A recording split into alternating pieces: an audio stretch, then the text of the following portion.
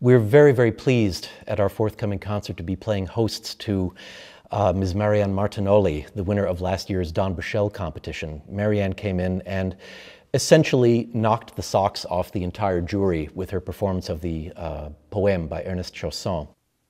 I think when I play it, I can create a different story every time I play it because something's always changing. It has this sort of flowing story-like sense that you can just make it up as you go.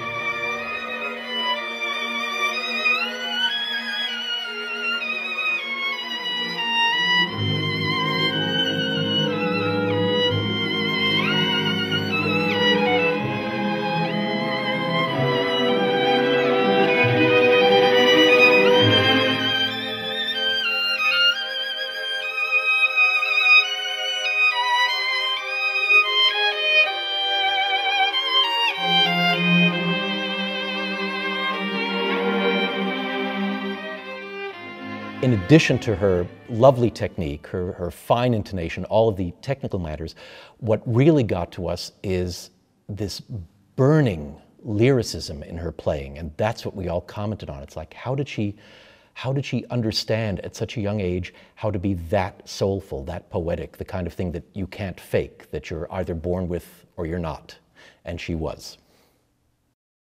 In many instances, composers are not the best or the most prescient judges of the quality of their music or what's going to befall a certain piece. I'm reminded of Tchaikovsky, who was so hard on a lot of his pieces. He thought that Swan Lake was trash. He said that the 1812 overture was very little other than a very noisy overture, and he didn't anticipate that it would have much of a future. I'm sure he would be quite upset to find out that the 1812 overture is arguably his most famous composition by today's standards. In the case of the Frank Martin Symphony Concertante, the version that the Philharmonic and I are going to perform is actually kind of an afterthought.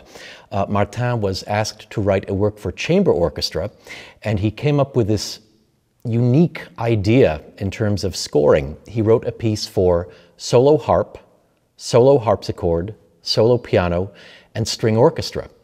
The result he called the Petite Symphonie Concertante. It's a great, great work. And then after he finished it, he started having misgivings. He said, you know, with this strange combination of instruments, with piano and the harp and the harpsichord, how are people ever going to get those three together? And he figured if this piece was going to get any kind of an audience, he'd better arrange it for an instrumental combination that was more common. So he took the piece and he totally reconstituted it as a piece for symphony orchestra, taking the various solo roles, giving them to the winds, the brass, the strings, occasionally even the percussion.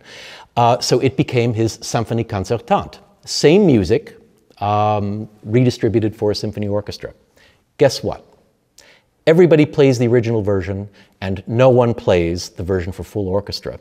And I can really put no one in italics because I was quite shocked to discover that, that this performance of the Symphonie Concertante, the big orchestra version, is its US premiere. This piece was written in the late 1940s. I have absolutely no qualms about calling it a masterpiece. And yet, it has gotten short shrift from, I guess, other conductors and orchestras. The original version with the three solo instruments and strings has been done in this country several times. Tchaikovsky recorded it here, but this version never. So do come and hear this, this unique chance to hear Martin's reconstituted Symphonie Concertante. There's a long-standing tradition in Austro-German music where composers pay homage to one another by doing little bits of quotation. And this was going on in the Baroque era, the classical era, even as late as Mahler, more about Gustav Mahler later. Even in the days of Mozart and Haydn, they were always paying one another little compliments. There's an early Haydn symphony, the Symphony number 21, and the minuet starts.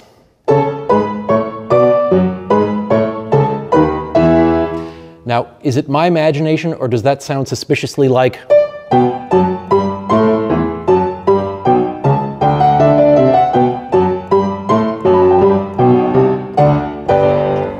minuet from Eine kleine Nachtmusik. And so it was into the Romantic period. And Robert Schumann, a great music scholar as well as a great composer, when he wrote his Third Symphony, both paid homage in one direction and was paid homage to later on. I'd be willing to bet that Schumann probably was very, very well versed in the music of his immediate predecessor, Franz Peter Schubert. And in the finale of the Rhenish Symphony, the one that the Philharmonic and I are going to perform, there's this one very bold statement in the finale where the horns suddenly belt out. And years after I got to know this symphony, I was singing in my choir in college, and the choir director scheduled the G major Mass of Schubert. And so we were reading through it the first day with a piano, and suddenly we got to the Benedictus section, and darned if there isn't a fugue that starts, and pardon my horrible singing voice, Hosanna in excelsis. So,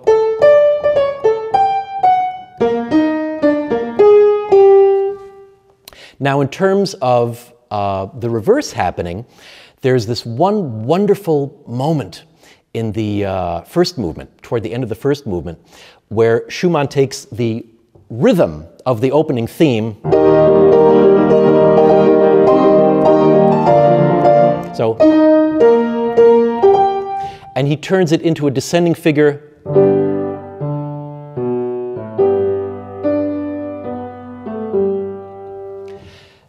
Now, our next concert at the Philharmonic, we're going to play Brahms' Third Symphony.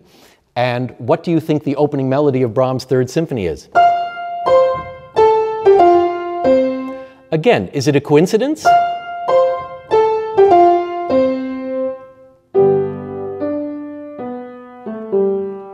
I don't think so. I think that Brahms was very, very consciously paying homage to his very, very good friend and mentor, Robert Schumann. Now, when Gustav Mahler came along, he was a big fan of Schumann. He did him the favor of reorchestrating all of his symphonies, all of Schumann's symphonies, for what he felt was a better balance of instruments. But there's this one grand moment later on in the finale of Schumann's Third.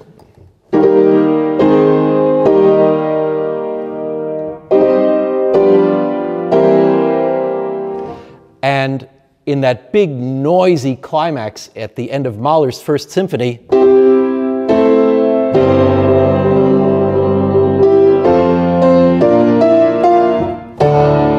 so that idea of